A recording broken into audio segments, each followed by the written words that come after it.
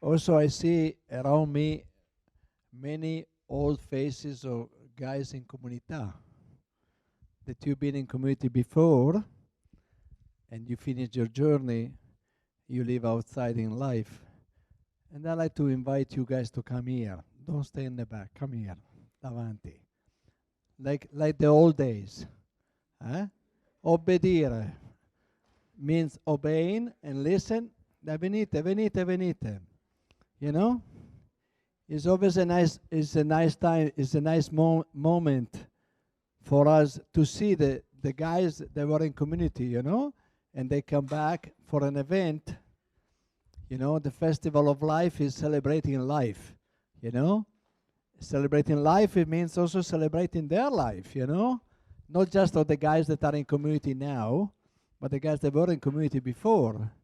And every time for them to come here, it's like coming home, you know. You are coming home, coming back to the source, coming back to the beginning, you know, where. And also, I always tell the guys that are outside for a long time, I said, don't forget who you were. Because it's very easy to forget who you were before. But remember who you were. And then you are no longer, hopefully, you're not longer anymore who you were. You are who you are now. The new man, you know? But also it's very important, also don't forget what you have learned in community. Because remember, to build takes a long time. We saw it, to build this beautiful house. Took us 3 years, you know? Which, and with the people that we had, good luck, you know? With respect. It was your sons. Think about, you know? So, would I give them a chance to do that? Probably not, you know? But instead the community do that. And we work, we struggle, and many of them work here. Some of them, they dug the foundation for here, you know? And then they left, transferred or moved or whatever, you know? And then you see the results. But like I said, to build takes a long time. To destroy this place, a bad storm come, boom, it's down. Or you bring the bulldozers here, Mr. Jeremy, Mr. Bulldozer Boy, guy, man, you know? He come here with this bulldozer, how long is it going to take you to tear this down? Not too long, right? Right. And you will have so much pleasure to do that. Boom, destroyed. You know, because a bulldozer, a big bulldozer, boom, destroys everything. But that's also our life. 3 years, 4 years, how many years in community? Building and rebuilding your own self. And then you make a bad decision. It's like a roller coaster. Dominoes. And we are always on a line to make some bad decision, you know? But also we teach them, hopefully the community is teaching them to make good decisions, you know, in life. So if some of you want to express or want to share also what you have, what you live, or what you know, even your struggles that you have had, but also what you brought from the community in your own life, you know, how is the community helped you to become the man that you are now, you know? So in open, you know, be vulnerable too, you know? Don't just present it that you have everything together when maybe be who you are, you know? That's why we learn in community. We are not here afraid. But in the meantime, so I let you express what you want to express. Who want to get the mic? Jeremiah? Bulldozer, be careful. It's coming with the bulldozers here.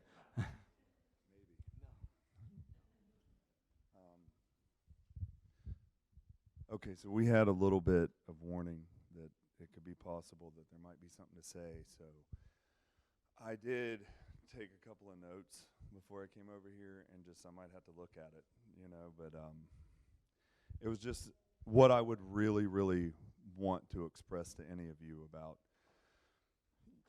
you know, life with your children after community, maybe, or to walk along with them while they're here.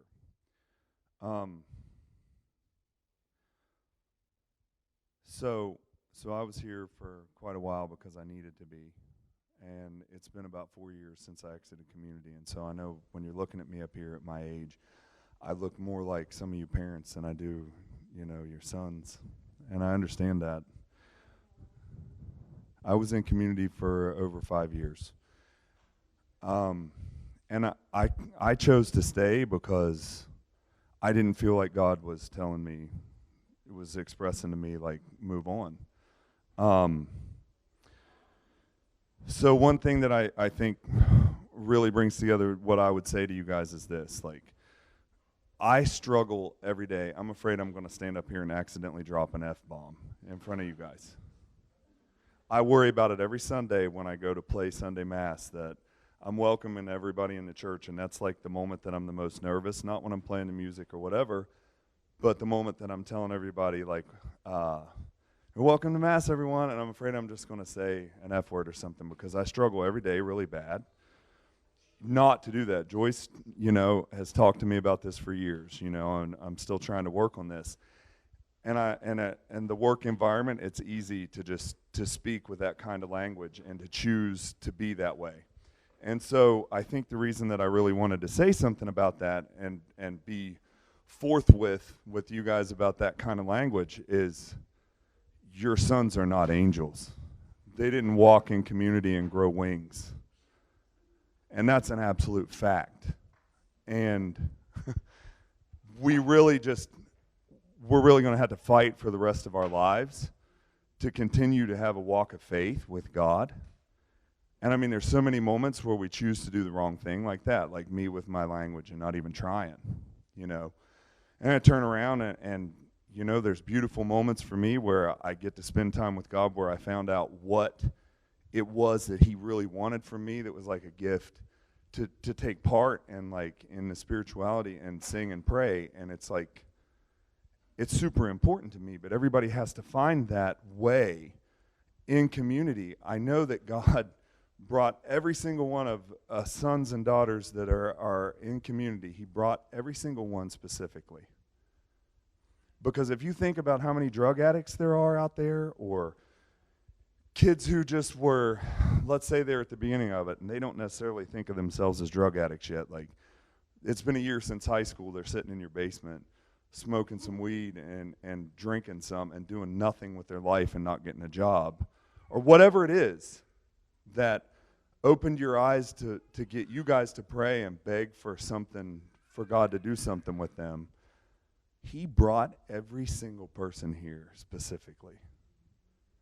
It was intentional. There was no doubt in my mind. And if God said that, like, getting into heaven is like, what is it, harder than putting a camel through the eye of a needle or something like that? I don't even know.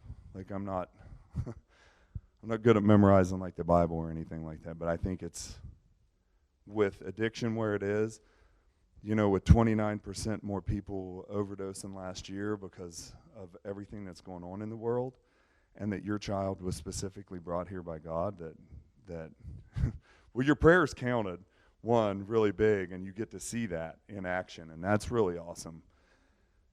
And then, maybe when they're here, they see their prayers come to fruition so many times in a way that they never saw in their lives, and it starts them a walk of faith that they continue with in their life, and they walk out of here, and wherever they're at, if they keep walking that path and, like, keep going back and choosing to be with God and the relationship that they've actually had their eyes open to, then something happens and they have a chance to, like, live a good, fruitful life and be a good person who serves in some way, who is a good member of society.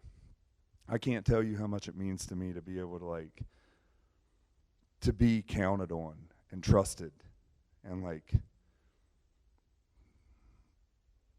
in a job with people who love me, like here. Even Joyce saying, Jeremy, go say something, because she knows that I'll.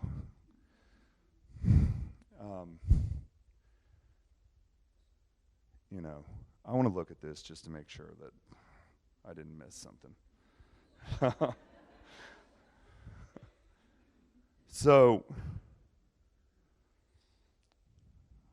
drugs and alcohol, like, at first they kind of like get rid of feelings of insecurity and inferiority and stuff like that. That even if most of us that look like we're really confident aren't inside, in the end they start taking away your ability to have that anyway. And like community, it's really, there is some suffering through some discomfort, and it's going to help your children to grow up. I heard Ethan saying something about immaturity a couple times. Like, I was more of a man at 19 than I was at 21, 22. I was like going backwards. And so this, I don't even know how to say it sometimes. Like, community was the easiest thing in the world and the hardest thing in the world at the same time. And so it helps, not just a relationship that's fostered with God that you start to seek out, because one of the only things you can really choose is what time you're going to go and pray some more and maybe pray a little bit more. The rest of the time, it's kind of like somebody's keeping your hands from being idle, and you're learning how to fill all that time with things that are more fruitful, like work. Someone may not walk out of here with like having some sort of degree or understanding how to weld or something, and some people do, but like you have learned how to be the kind of person who can be counted on, who shows up at work every day, who takes pride in that kind of life, like something that is simple and wholesome and wonderful.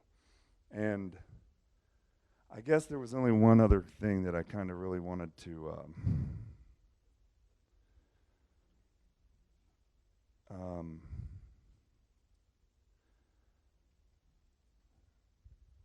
when you're walking a little with your kids here, if they need to ask you if they can leave, if they need to ask you if they can come home with you, you need to tell them to stay.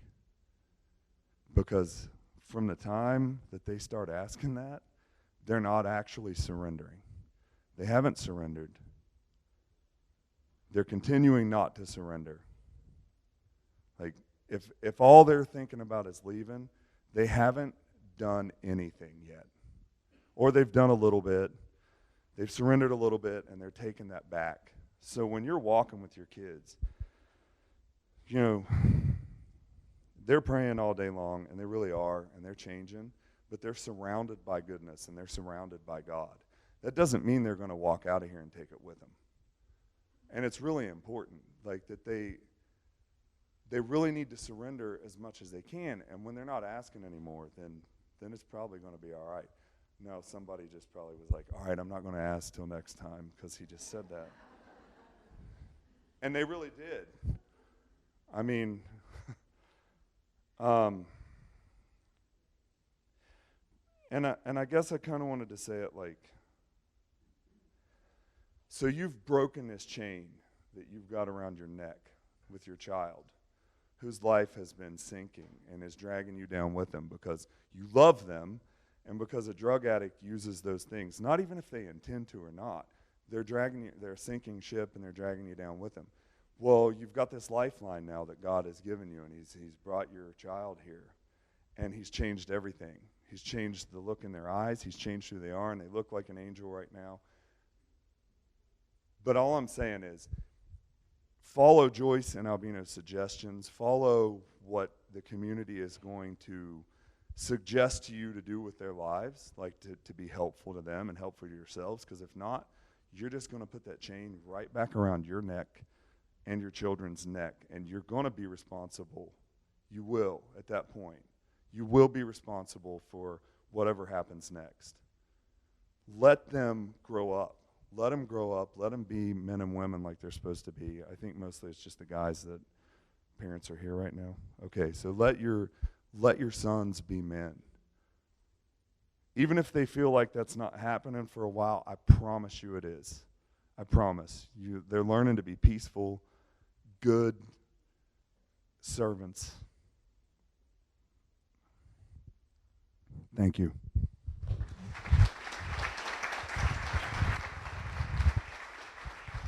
Thank you. Yeah. is a big man bulldozer, but also is a soft-hearted too, which is a good thing. And also what he was saying in the end is very important for families, you families, trust the community. Trust, but not because we are better than anybody else, not because we are God, we are not. But I can tell you that a lot of experience in community. And Mother Rivera, everything that she learned, that she make us do to begin with, since the beginning, learn it from the addicts. Learn it from them. Not from the books, not from the theology, but learn it from the young people they came to begin with. And so that journey is continuing. Started 37 years ago, 38 almost, started then. The community changing generation of people changing, generation, times are changing, but the community life didn't change.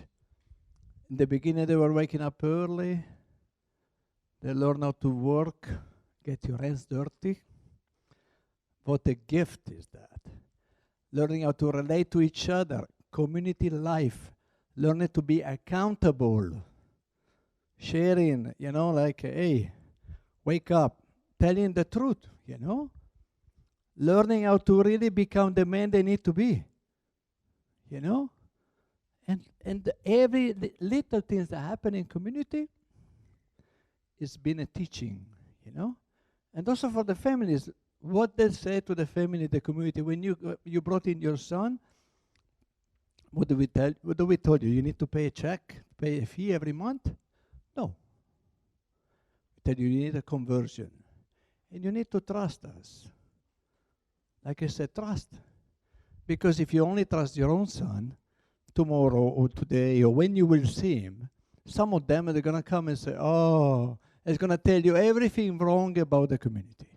All the excuse of the whole story. And you guys are very professional. I have to tell you, your sons, they can tell you anything. I'm ready, I'm fine, I'm okay, I'm gonna go to college, I'm gonna get a job, I have this, I have that. And he's not ready at all. Instead, if he comes, they say, I'm here, I'm struggling. Life is hard for sure. It's not like a resort, coming in Florida for like a vacation, right? Everybody want to go to Florida, right? Florida, summer, beautiful weather, sunshine state. But in community, it's not like that. The sunshine is beating pretty hard in the summertime, right? Hot, suffering a little bit, but they are not ready. And if you want a suggestion, say, let me ask Albino if you are ready. And then you have the answer, So, because they are not. We'll be the one telling you, maybe it's the time. But also the baby step by step. Trust. Trust the parents, that they've been around you before. They have had the journey longer, that in community. Trust it.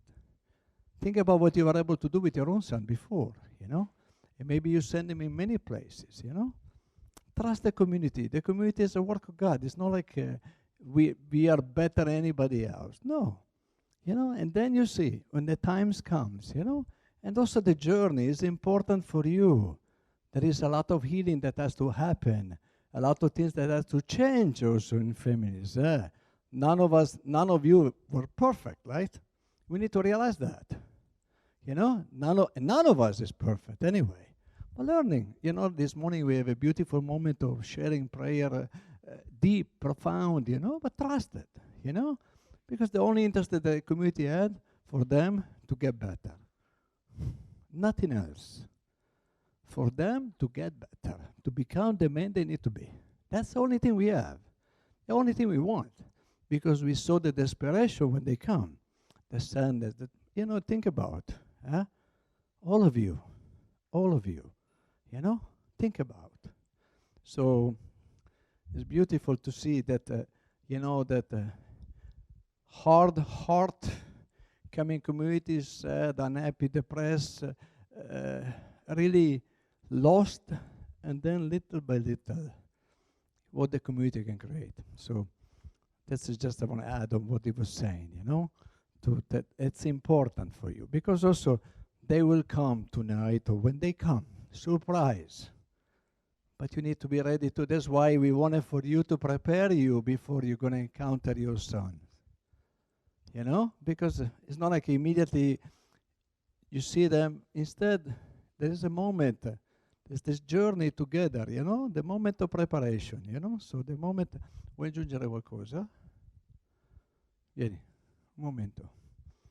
Because sometimes what I don't say, she can say it.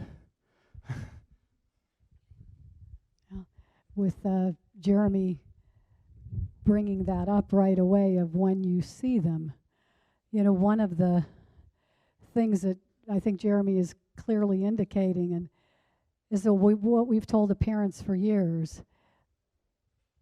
There's a fragility to the addict that will always remain, right? The addict will always have a fragility and a vulnerability, always. And those who know it, those who embrace it in themselves, and those who let that guide and direct the reality and truth of their choices are the ones who live the best. They're the ones who live the best, right?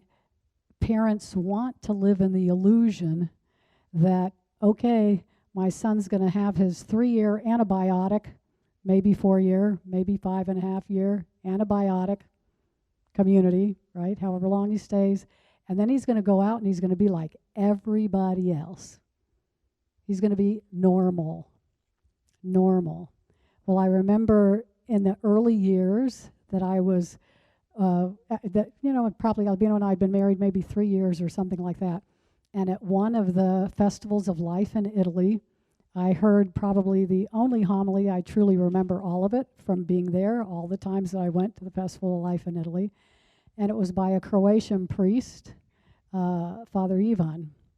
And he said in this homily, in this one homily, he said, I'm giving this homily and I'm speaking to our, basically what he said, i ragazzi, the guys and girls of the community. And of course, the place was filled with parents, all kinds of different countries that came for the Festival of Life to see their sons and daughters who were there from all different countries. And he said to the guys and girls in community, he said, we are not normal. We are not normal. Like I said, homily that I remember, like it seared here and here. So we are not normal and we will never be normal. And he said, and he said in Italian, and you have to love that about yourself. You have to love that about yourself.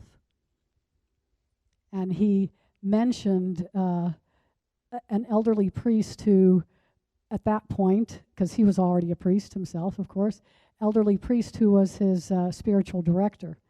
And he said, he gave the example, he said, if he walks into a train station or walks down the street, he will see something different than I see.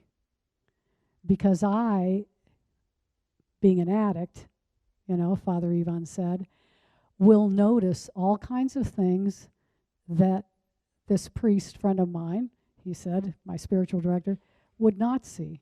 I'll recognize things. I'll see where the drugs could be sold. I'll see where they're bought. I'll see certain looks in people's eyes, and then I'll know who they are. Where he said, somebody who hasn't been where I've been, the priest said, who was a major, major drug addict, this priest, like big-time drug addict, right? He said, I know things, I sense things, I experience things because I've been an addict. And he said, I always will. And those were his words. I will, we will never be normal. We're not normal. But we have to love that in ourselves and let it guide us in life. And, often what we see, like Jeremy was saying, is the families, one, don't understand that because, all right, you don't understand addiction if you haven't been immersed, in it, swimming in it, right? And even though you have sons who've been addicts, that doesn't mean you necessarily understand the way an addict functions and an addict thinks, right? If you're an addict yourself, you do, right? But whether it's alcohol or drugs or something else, at a certain level you understand it. But the fragility remains. So for you to choose to believe the lie, which is that when my son comes out of community, he's going to be like everybody else. Like he said, at this point, before you didn't know. Exactly what Jeremy said. Before you could believe that. You could say, okay, he'll be in this program for 6 months or 9 months, or now he's in this really crazy program, minimum 3 years, all right? And then some of them choose to stay 5.5 years, or Billy, how long did you stay?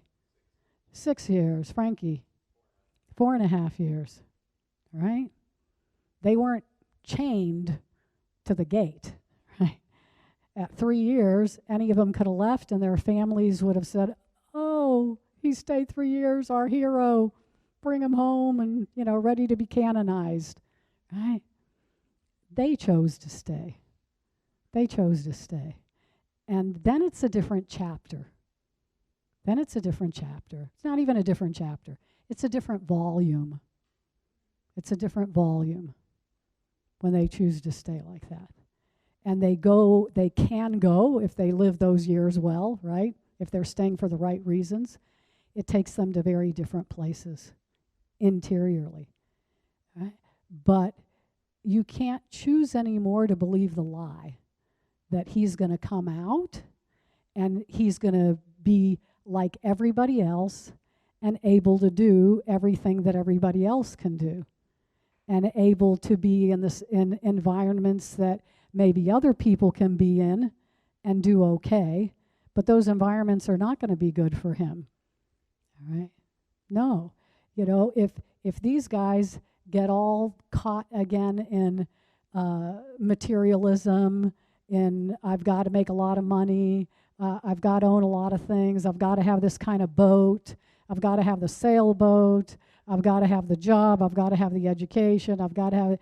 If they, allow, if those are your values to become their values and to define them, they're going to be lost again. Because all the stuff was not enough for them. All the stuff was not enough for them. Everything they had was not enough for them. The addict has a super sensitive heart. A super sensitive heart. A very tender, tender heart. And he was wounded in ways that lacerated his life. And that wounded heart became very hardened, very filled with pain, and then very hopeless and angry, and everything we were talking about this morning that we don't need to repeat. In community, those that truly find the love of Jesus, and begin to follow him, that wounded heart finds healing. But to step back into finding the substitutes for a relationship with Jesus, to find the substitutes for a love for the Blessed Mother, to find the substitutes in a sailboat or a motorboat or a big house or the big bucks or the PhD, or there's no substitute. And for perhaps hearts that aren't as sensitive and whose sensitivity and woundedness has not taken them into the depths of evil that theirs did, we can be satisfied with the mediocrity a lot of times of those things. We can be satisfied with the mediocrity of those things a lot of times. They can't. Those things will never fulfill them. They will never fulfill them. So for them to be drawn back into those things by your expectations, or to just be drawn back into those things because they make the wrong choices and allow themselves to be drawn back into those things, they'll slowly start to die interiorly. Right? They will begin the interior dying process. And when they get far enough along in that process, then they'll go back to the chemicals, which will be the final blow. Right? Because the dying process has already begun. If they're not praying, and maybe some of you don't believe in God, you don't believe in church, God isn't a part of your life, that's okay. They pray for you. They pray for you. They pray a lot for you. They pray a lot for you. But they can't make it if they walk away from Jesus. And that's a gift. That is a gift from God. You know, those of us who haven't had some of their issues, we can keep God over here and look pretty good.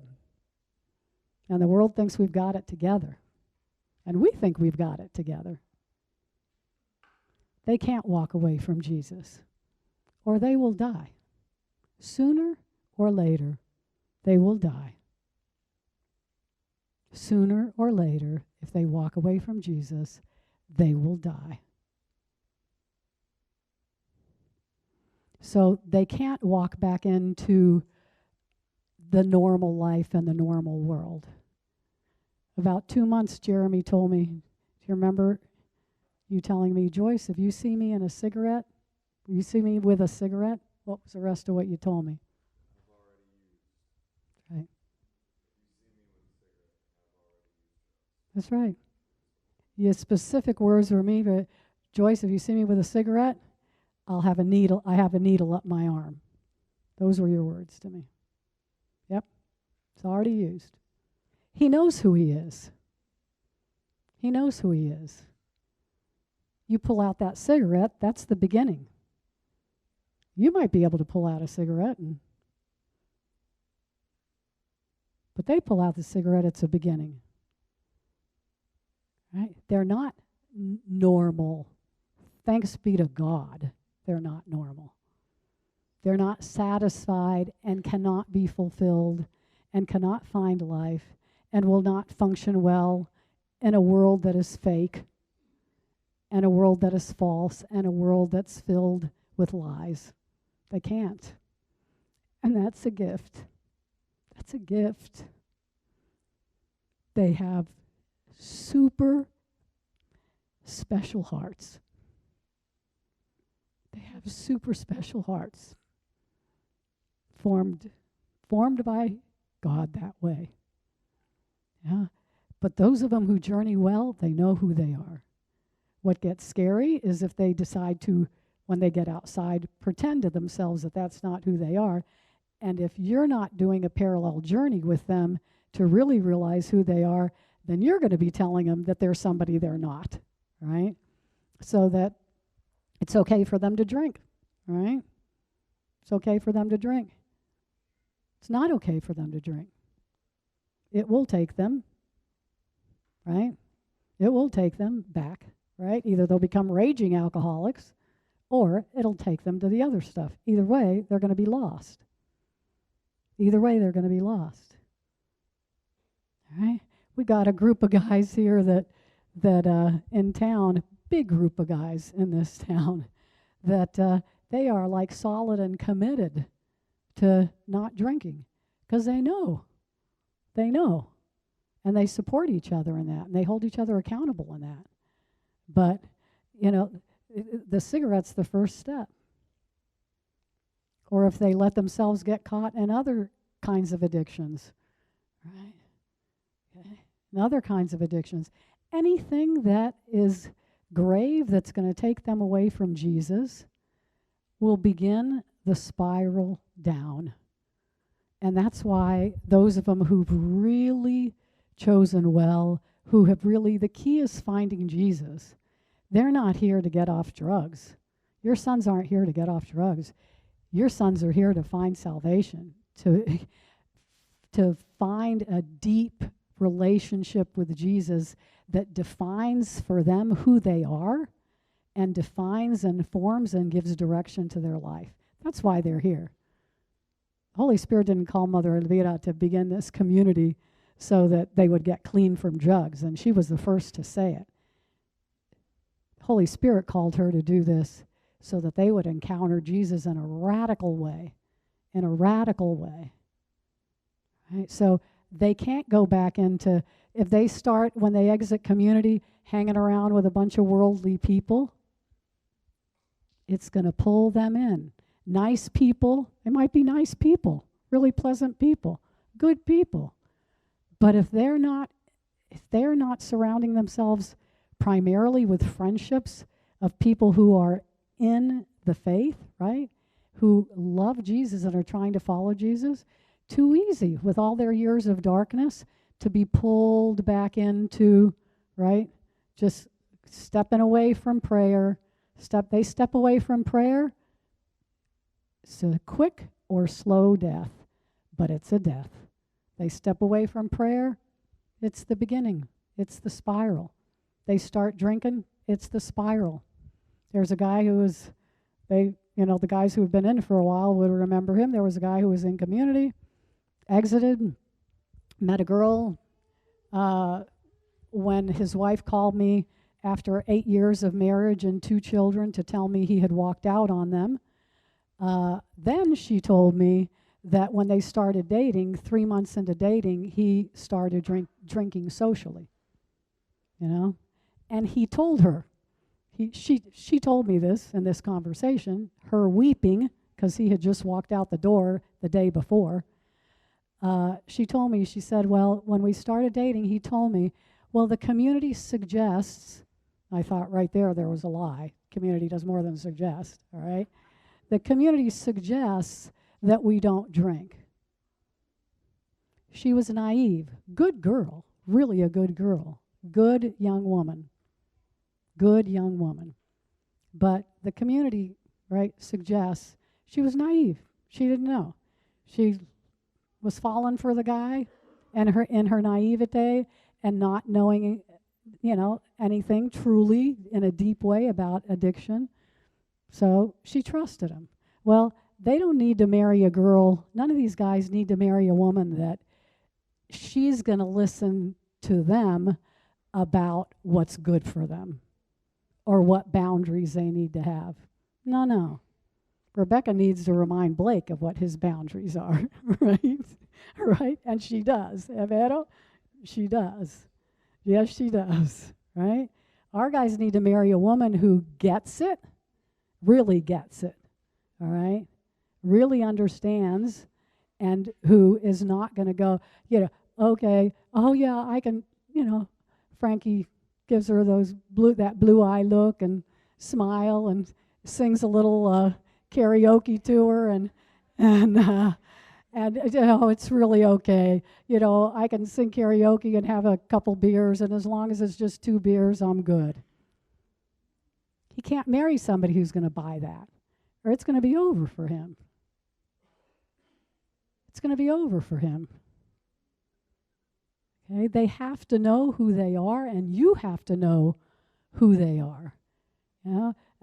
For you to, your family's going out for dinner, and we have the nice bottle of wine, and hey, come on, what's the deal? Big deal with a glass of wine. It's a big deal, a glass of wine. It is a big deal for them. It is a big deal. And the ones who journeyed better and who are, in a sense, deeper with God, if they, begin to lie to themselves, they might last longer because of where they've gone with the Lord, all right? But eventually, it's just a matter of time. They will spin out of control. They will spin out of control. They will. Whether, as in this case, when the wife called me because the husband had walked out the door after 8 years of marriage and 2 kids, all right, he was back on drugs. He was using drugs. All right? Another guy, thanks be to God, he pulled himself out of it, with some help, but got married. He's really years back in community and didn't drink for the year that he was out. At first, he met another good girl, naive girl, right? Those of us who don't know anything, we can relate to being naive, okay? I am the queen of naivete, all right? So, I get it, all right? We just don't know about stuff. So he started dating this girl, good girl, went to adoration, good Catholic girl, moral, everything like the other one. All of that checklist, right? I always tell these guys, have your checklist. You should have a checklist and use it. You got a good one. You got a good one. So, what is that? So he meets this girl, and he's not drinking. He tells her that he shouldn't drink, and then, but she decided to continue to drink socially. Yeah, they'll never tell you, or I don't know. Maybe some of them will. But most of our guys would never say to mom and dad or a girl they're dating, "Don't drink, please," because it's like, I personally believe it makes them feel weak, and so they don't want to. I personally believe that. With some of them it may be, okay, I need to be responsible for myself. I don't have a right to ask you to change your life. I get it. But if we love them, we've had a lot of families, like moms and dads and sisters and brothers, that just decide, we're not going to drink anymore. We're just not going to drink anymore.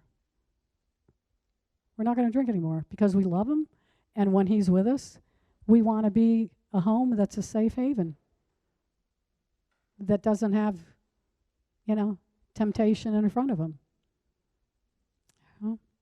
I mean, I don't think most of you would get a...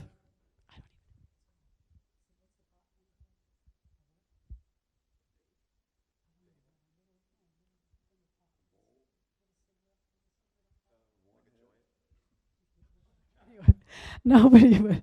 I guess a joint or whatever. No, most of you would not take a joint and put it on the table right there with your son when he's over there for dinner. So, yeah, most of you, yeah, right, you wouldn't do it. But, a beer, right? A beer, a glass of wine. Sorry, eventually, right? You wouldn't put the needle on the table. But eventually, right, that's where it's going to take them. So we do challenge the families, and we have for years.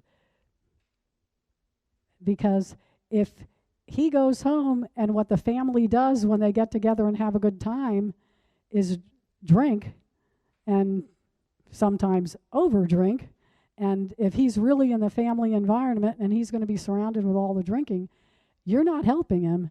You are part of temptation. You're part of temptation. I know it's a tough message, right? I know it's a tough message. It's not a popular message at all. At all. Are they responsible for themselves? Yes. Yes, they're responsible for themselves. They have to make their choices. All right? So, yes, in one sense, and they won't. They won't ask you to give it up,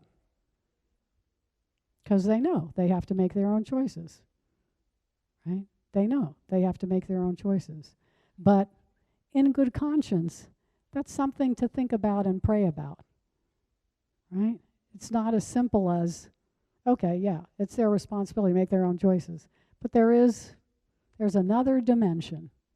There's another dimension. And especially for the woman in their lives, especially for the girlfriend, especially for the wife. All right? Mom and dad too, I think, but especially for, right?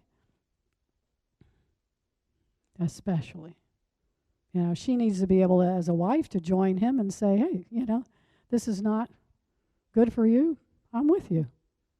I'm with you in this. I'm with you in this. We journey together in this. I love you. We journey together. So why should it be such a big deal to let go of it? But they know they can't get into that. And they can't allow themselves to be pulled back into the things of the world. And they've got to stay close to Jesus. Right? You know, we have and I'm going to say one more thing, and then I'm just, because I really want them to be able to talk really about some of these things that they know are important in their lives, right? But most of you don't know that every Monday night here in town, we, Jeremy and Frank and Michael, who's probably working, and Sochi plays the bongo. There's an hour of adoration every Monday night at a parish very close to here. The pastor's a priest who comes and celebrates Mass for the guys every Friday, Father Ed Murphy. And every Monday night, these guys lead the music for, adoration. It's a song and then silence, and a song and silence, about 5-6 songs in the hour, something like that, every Monday night. And every Monday night, I look over, and usually we've got, I don't know where all of them are, but let's see, I don't know.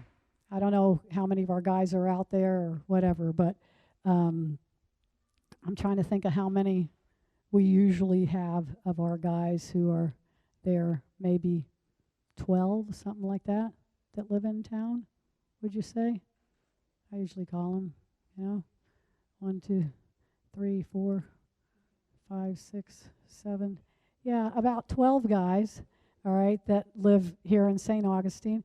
And then the girls, several of the girls who live here in St. Augustine. And some of their parents, all right?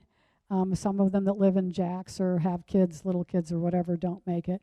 But there's a big group. And I think to myself every Monday night, how many young adults, period, do you see gather for an hour of adoration together every night to pray before the Blessed Sacrament? You don't see that too often. And these were addicts.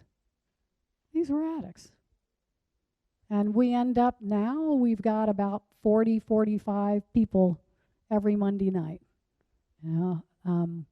With some of more of our guys who come in, or families, or people dribbling in from the parish. But they've chosen that because they know that that's part of them staying close to the Lord. They've chosen it. They choose to come, right, after work because they know that's part of them staying close to the Lord. Frank and Sochi play for a First Friday Mass and healing Mass, an hour of adoration every First Friday. They do other things in the area, right? And when there are things that's choosing the Christian life.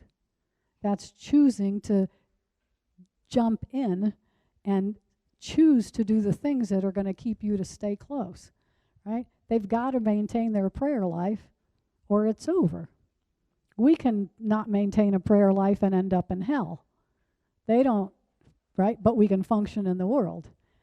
They don't keep up their prayer life, they'll probably end up in hell too, and they won't function in the world, right? That's why Mother Elvira said the community is a community of public sinners.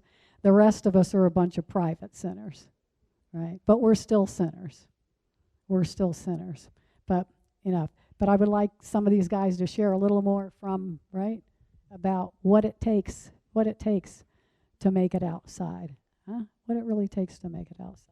But anyway, so it's good also for you to share, for sure, but also the beginning. Think about the beginning, the journey. Because when they leave the community, it's like the protection is going. You're on your own. All of a sudden, you need to decide with your own mind. Also, you need to make decisions that probably you never done before. You need to learn also the basic stuff of life that before maybe mom and dad were doing for you. Because we parents, sometimes we do everything for them, right? So they're not even able to do anything. They're frozen because everything was done. You know? Instead, you begin to, living life, living, okay, practical, concretely, decision making, opening, learning, get a job, you like it, you don't like it, what you learn in community. What you don't like, they're going to make you even do it more, So learning how to sacrifice all this teaching to the community, you live it for what? To eventually concretize the day that you're living the community, So who wants to come here? Frankie, Billy, you want to come? Billy is a newlywed, newly married. Congratulazione.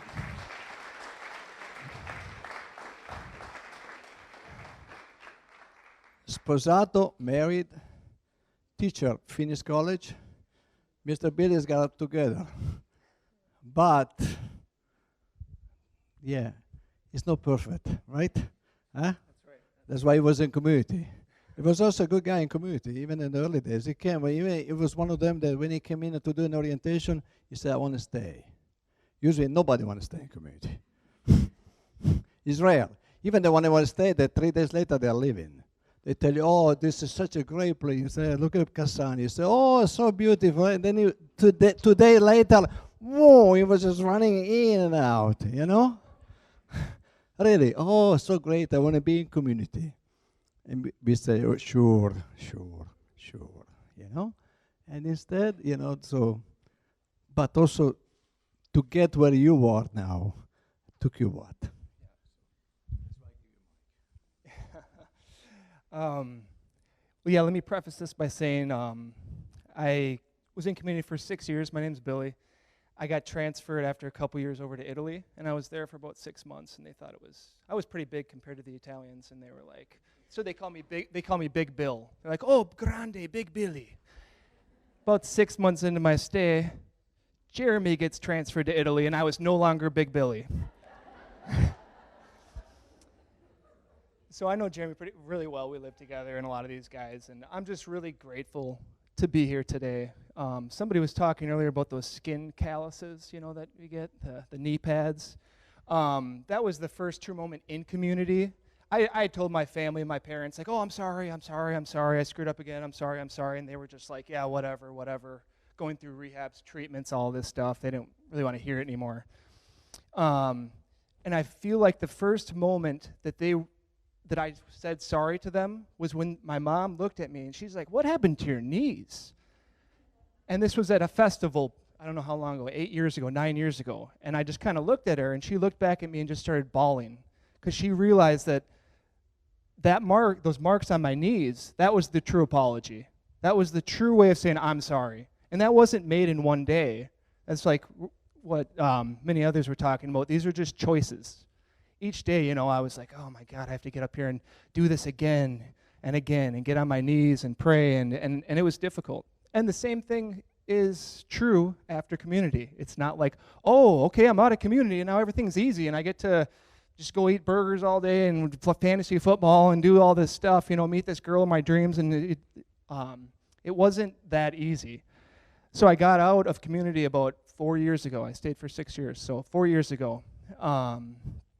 And like I said, it was great because of all the gifts and the things that I learned in community, and just finding that relationship with God, just having that true relationship. And I realized once I got out that the world is going a certain way. They're going this way.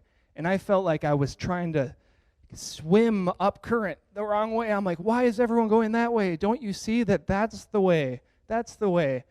And I noticed that I would start kind of slipping back into just not drugs or alcohol or anything, but just checking my phone, checking the stock market, caring about money, caring about this, caring about that. And luckily, I had a really supportive family, and I kept making decisions each and every day to make sure that I didn't fall back into that life. So the last 3 years since I've exited community, I've done Exodus 90 every year, once a year, leading up to Easter. 90 days I go without internet. It's basically community. It's like a miniature version of community. Exodus 90, you have to get together with a group of guys once a week, talk about issues that you're having, And I actually convinced my dad to do it with me the last 2 years. So we got together, and it was a really, really cool experience, yeah. And just hearing kind of some of his issues and his problems and the things that he's dealing with, it was a really cool experience. And again, it's just by making those decisions, like, no, I'm going to say no to technology. I'm going to say no to some of these things in my life that block God's voice out. Because a lot of times it's pretty easy to just get sucked into, not even necessarily, like I said, drugs, alcohol, those things, just mindless things of the world that don't bring me happiness, you know? Because those true interpersonal relationships, connections with people, how I'm spending my time and my attention, and those are the most important things that you're given in life. In the end, time and your attention are the two most important things. And I've been thinking about that a lot lately.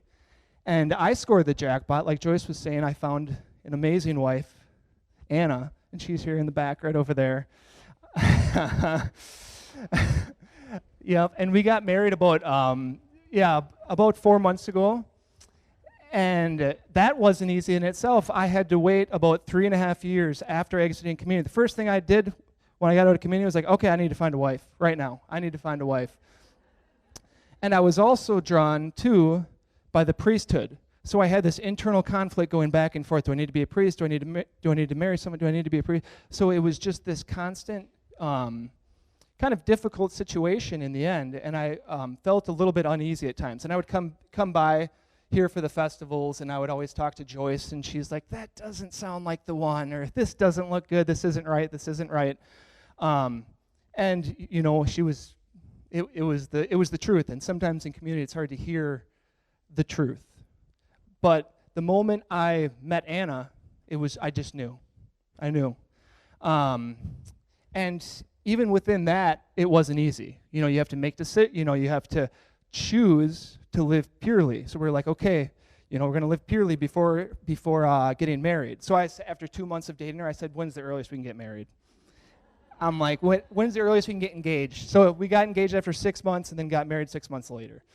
And within marriage, it's been, like I said, there's a lot of beautiful moments, but it hasn't been one choice throughout all of it. It's not like, yep, I turned to God and now I'm good to go, like a lot of people are talking about right now. It's just kind of these daily decisions to trust in God, to choose God, and it's not always easy. Jesus says, take up your cross and follow me. He doesn't say, like, come, let's skip around and have this great time. There are joys and there are trials, and that's what I've learned. And I feel truly blessed for being here in community with all these guys. Like, it changed my life. I stayed for 6 years. Right when I came in here, I noticed something different about the guys, but I just felt something within this place like, yep, it's like this is how things should be lived in general.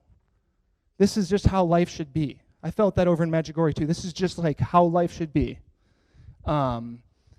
So just seeing the testimony of the guys that are here grinding it out, because it's not easy. It's really not easy to give up a lot of those things, to wash your clothes and buckets of cold water, to grind through, a lot of the struggles. But a lot of times those were the things that brought us all together.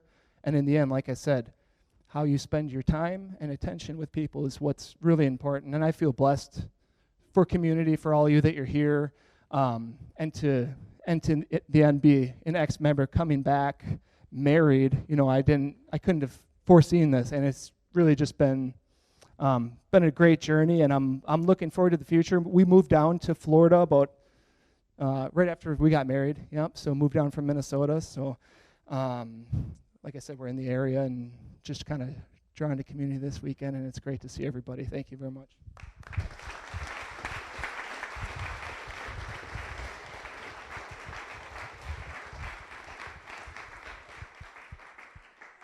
What we're trying to do also in this moment of sharing or witness is also for you to give you hope, because you came in community bringing your son probably without too much hope, right? Like the kind of a desperate parents, sad, unhappy, try to figure out what to do. And, there was not too much hope. I remember every time I meet a new parent coming in, bringing the son in community, it's never a happy moment. is a sad moment. You know, a moment that the family realizing, what else I can do for him? I try to do everything. I try to provide. I try to do this. I send a Catholic school. I done anything I could do in my own strength, but it didn't work. Or you have a large family, and then there is the one that is a special one. You know, the special one. And the special one is the most trouble, is the more problematic for the whole family.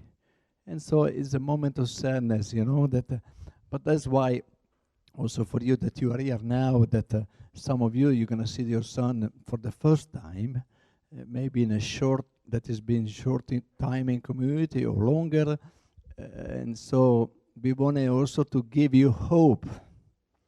We wanted the listening people, they came like you, like your son, you know, and also now they're trying to make it outside with their own life, working, getting, they're the normal things that people try to do, you know, in a way. Even if, like Joyce said, we are not normal, but doesn't mean that we are handicapped. Because sometimes people say, no, normal means handicappato, but it's not. None of us is handicapped. In any ways, we are just kind of the special one. Not a special one just in, you know, because the one that are more, I would say, delicate or the more, you know, sensitive. The more, I don't know, English is not my language, you know, so I can try to throw words, but I don't know as well. But the more that, I don't know what else can describe that, you know. But the sensitive is a really sensitive person, you know, sensitive heart. And so that's why, but normal very, in a way that normal in the sense to work or to do anything, we can. There is so much drive, and our guys, when they leave the community, with the work ethic that we have had even more, now we reflect also the generation of people, you know, it's changing many, but also there is still a work ethic that can lead a drive outside, you know, because also, you know, now you just need to show up and be honest. You're going to move up. You know, and in community, that's what we teach you. To wake up and show up and be honest, you know, and work. Don't be lazy, you know. So there is so much that the community is teaching for them to be succeeding in a real life, you know. But also, we want to give you this hope. There is hope, but it takes time. Don't just expect that everything is quick. It's not quick. It takes time. You know? So that's why don't put a limit or don't work up a deal. Because otherwise there's always waiting for the deal. And if you say, you promise, I remember people promise, you come in community, you stay for 1 year, and the year and 1 minute is out. You know? And then you can say, I said that to begin with, but I changed my mind. And I trust the community more than you, and you need to stay the time that you need to stay. You know? Don't be afraid. Because also what we tell you, believe me, we tell also your son and daughters in community. Yeah? It's not like we are talking two languages, one for you and one for them. That's not the community.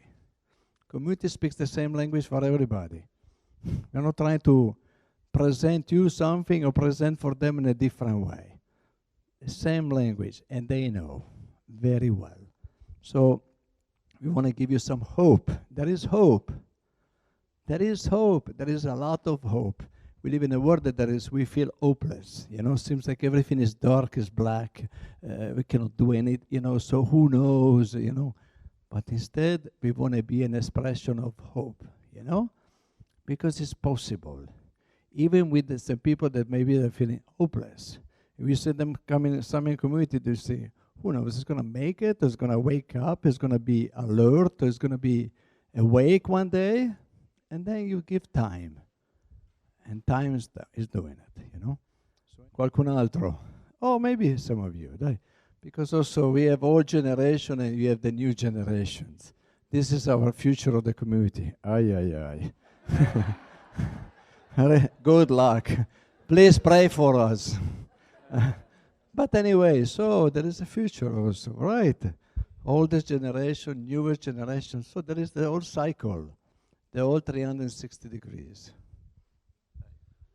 Okay, so I'm really, really nervous about standing up. I've almost stood up like the last 3 times he's asked for volunteers to stand up. So this time I'm actually doing it. So all right. So the community, what it means to me, and Albino and I went to the dentist a while back, and I got my teeth fixed. I used to have a gap in my front teeth. See, yeah. I do not have a gap anymore, but while we were in the car, some people were calling Albino, and he put me on the spot and asked me to tell somebody that was interested in coming to the community what the community was. And it was really hard for me to explain the community, but now that I've had more time to think about it, I really feel like the community is it's a way of life, It's a choice, like everybody's been saying. Every day we make a choice to wake up. We could sleep in and someone's gonna come and get us, but eventually we have to get up. It's our choice to actually get up, and then it's our choice to go into the chapel and pray. Nobody's making us do that. Before I came to the community, my parents told me about the community, and I was like, no, I'm not going. I'm not gonna do that. 3 years? You guys are crazy.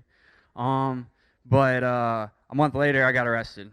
And when you're in jail and you're suffering the consequences of your actions, you have time to reflect. And I realized, maybe I should go to the community. And so I told them while I was in jail that I would go to the community. And so now I'm here. And within 10 weeks of being here, I made another choice to leave the community. And that was it only took me 5 hours to realize I was being really prideful and dumb. And so I called Luke, the responsible here, and I told him I wanted to come back. And they let me come back. And I did therapy, which is another consequence to, that I suffered due to my questions. I'm going to. Yeah, therapy. I did it with it's you and somebody else that actually did nothing wrong. One of the brothers here will go out back and we'll sleep outside for a number of days, and we'll wake up at 5 in the morning and we'll work all day long and pray while working and work until we go to sleep. At 7 o'clock. Then we'll do it all over again every day. And but the thing about therapy is that you're doing it with somebody else. Brothers doing it with us, that they did nothing wrong. They didn't make they're just doing it because they love us. So being here and being on therapy showed me that my brothers here, the people I'm living with, they're in this with me. Yeah, I'm not alone.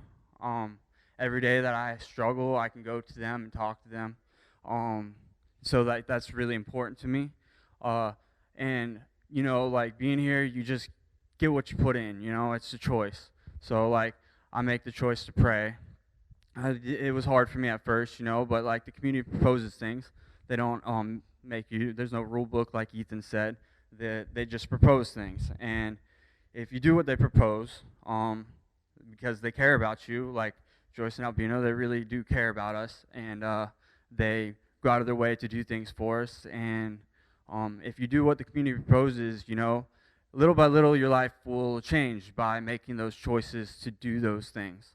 And so the commitments and everything, we can choose not to maintain our commitments, and we'll stand up in front of the whole house and we'll be like, I did not maintain the commitment because of whatever the case may be. And we'll have to suffer that consequence of admitting that we didn't do it. And that's a choice. But if we continue to do what the community proposes and make those choices to do the right thing, we end up changing our lives. And I found God while I've been here. I got confirmed September 8th. I was really thankful to Joyce. She spent 2 hours a day with us, and You know, it was hard, but we did it together.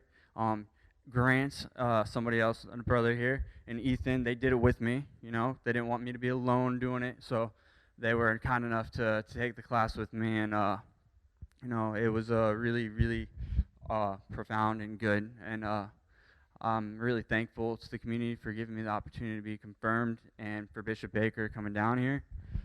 I don't know, this this place has really, really just changed my life, and it's just, Albino was saying just Friday, I guess, before it started raining, we had mass outside, and he talked afterwards and mentioned that, you know, this place is like a bobsled track, you know, so like, while you're here, you know, at first, you know, we're hitting the sides, you know, we're not coming off, but it's going really slow. The more we fight it, but the more times we start making the right choices, you know, I feel like the smoother it gets, and the time goes by faster as we start making the right choices. But the more we fight being here, the harder this place is for us, and the less we're actually changing. So like, if we're fighting the whole time being here, when it's 3 years and we decide to leave and we've been fighting it, and it's been the worst time of our life and the hardest time, like, we won't have those rails anymore to save us, you know, like, we'll fly off, and, you know, something like you'll end up in jail or dead, I don't know, but I really am grateful for the community and everything they've done for me so far in my life, you know, and the last year and a half, and my mom and dad and my sister are here, so I'm really grateful to them too. Thank you.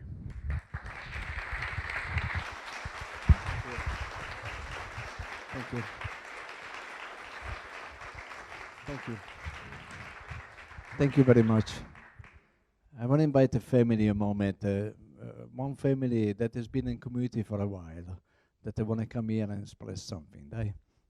Because we have young people talking and the older generation speaking. Joyce and I spoke a lot. So one family that has been journeying with the community, even some that your son is already outside of the community. If you want to come here and just give some advice to the family, also what is important, the journey that has been for you, you know, through the healing, because at one point there is also the separation. Doesn't matter what's happened with him, I'm here for me. You know, there is also not the separation, I don't care about what's going to happen with my son. It's not like I don't care, but also the community is becoming precious for me. For me as a family, for mom and dad, as a couple, whatever, the journey, the meetings, the friendship that you establish with other families, you know, so there is just so much that can be developed, you know, the support also that you get from everybody else, you know, because you're not alone in this game anymore. Before there was a shame, maybe in the beginning, shame to see, oh, my son is a drug addict, you know, my son is drinks too much, my son, you know, it's normal, you know, my dad tried to cover me for many years, you know, rescue me, help me, you know, so there is this part, but then at one point that leaves, goes, and then it's becoming okay, the freedom from that. And also then the journey, that's what the community help also families, parents, you know, so to really embrace a new journey for them. We see incredible transformation, we have seen it, you know, throughout the years. So then it's becoming not anymore about your son, it's becoming more for you, and also for what you can do, transforming. We see families moving in town just because they want to live in town, to help, to be able to do something, you know, just because they're grateful for what they have received, you know. That's also is a good thing for us to see. Grateful for what they have received, and they want to give it back. You know, they want to help him for what they can. So, one family, dai, do I need to call somebody or you come here? Dai, una famiglia, dai, mom and dad. Who wants to come here? Dai. Dai, Jim. Thank you.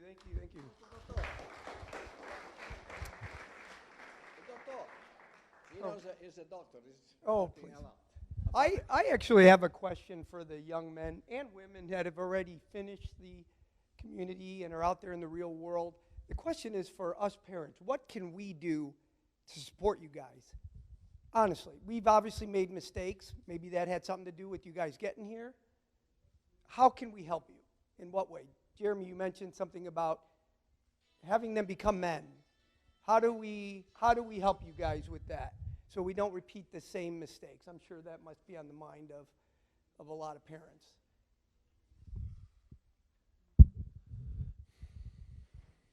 It's a really good question, Jim. Thank you. Because I forgot to say something I wanted to say, and was, if you see us struggling, okay, for how it applies, like if they come to you now about struggling while they're here in community, let them suffer. Let them learn how to suffer. Let them learn how to overcome some stuff. Albino and Joyce, when it comes time for someone to exit, they're going to recommend for them to either that they could come home, or that there might be something, there was somebody who has a job somewhere that they're the perfect fit for right now. It just happened at the right time, Holy Spirit, it was meant for them, you know. If they tell you to help in some kind of way, like if they say that, like, I mean, your child has been here for all this time, and they're not going to have transportation, they need to be able to get to a job. I'm not telling you to go buy your kid a car. But I'm saying if they say there's something specific that you can help your child with, then listen to what they're telling you. If they're telling you not to do anything like that, you know, think about listening to that. I mean, if there's a job opportunity for them that's going to keep them closer to God because they're going to be able to go to daily mass every day, and like they don't have a car and they're going to have to rely on their own feet for some transportation or something like that, then it was meant for them to deal with that first and get to the point where they take care of that themselves. So it's not going to be easy. It's not going to be easy for them when they walk out of community to, like, if they, you know, Monsignor has really been trying to, like, see what happens with everybody and is trying to keep track and trying to help people the best way that, like, let's find out these things that are going on in people's lives after community, and how can we help somebody not use drugs or drink again. And he's really, you know, thank God for him because he's so smart, in addition to being able to go to him for confession, but because he really cares. You know, and we're trying to find out, like, all of us that are out here, we're watching. I'm watching your kids on Facebook, I promise, if they're friends with me. I know who won't friend request me, you know. I know, because they didn't like me saying stuff to them or something like that. And I'm not.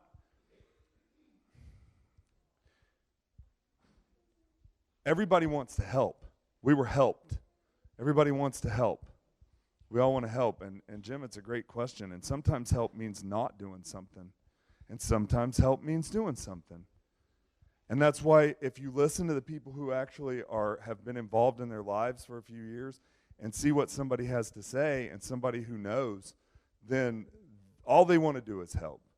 Nobody has any vindictive reason to tell you don't give your child money, or don't give them this, or don't give them that. They're really praying about each person. If you go and ask them and they don't have an answer, they will pray about it. You know, and if they're in their lives, they're going to say. Some of us, it's just because we're addicts too, and it's in general. Like, there are a lot of things in general. If you want to go look, or you can ask Jimmy Wahlberg, who's here too, who has 30 years experience in I know I got that wrong, Jimmy. I don't know where you're at, but it's close. I know I'm close. But like in AA and with the opioid epidemic and everything else, I mean, anyone will give you whatever answer they can.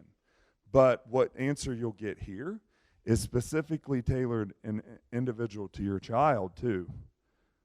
People have been watching how they've been living for several years, and they know where your child is maybe spiritually a little bit better, that's all. And they will give you an answer. They will give you an answer. They won't be afraid to give you. They might say, I want to pray about it before I tell you. They might tell you right now. But there are things you can do to help, and there are things you shouldn't do to help. And it's going to be specific to each situation. It really is. It's not ever something that, there is things that's good in general, and there's things that need to be specific. So ask the question when the time comes. Ask the right people. Listen to what they have to say, you know. Is anyone else? Okay. And we always say, roll your sleeves, In my times, Mother Vera was give you a blessing, with the guys that were praying on us. And then she said, turn around, bang. And tirati sulle maniche means roll your sleeves and get going. Roll your sleeves. Really. Really. That's one of the best. Roll your sleeves. Earn what you will have. Earn it. Earn it. You earn it. One guy didn't have family, never came to the meeting, never participated, never even wrote him a letter. We sent him in Verifica one time. Daniel, then P, went out, then came back. They didn't want to have nothing to do with him. And he left. Didn't have a car, didn't have a job. We found him a job. We let him stay in community for a month to go into work. Then we had a car, somebody donated a car. We sold it to him, paying back $200 a month. Then he has raised some money to pay rent. He's renting his own place, paying $600-700 a month for rent, like one room. But he didn't have any support. Zero. No moral, no. Also is un po' particolare. Bravo, but in the meantime, zero. But he's making it. He's making it. And he's working overtime and this and that. Really, zero. Morally, but he had his own and faithful prayer, and rolling his sleeves, and he's making it. He's driving an old car that we sold, that the community, somebody gave it to us. We sold it to him at fair price and paying. And every month, I call them if they don't show up and pay. Say, you're going to pay? Boom, a little. That's support, and doing it. So it's good to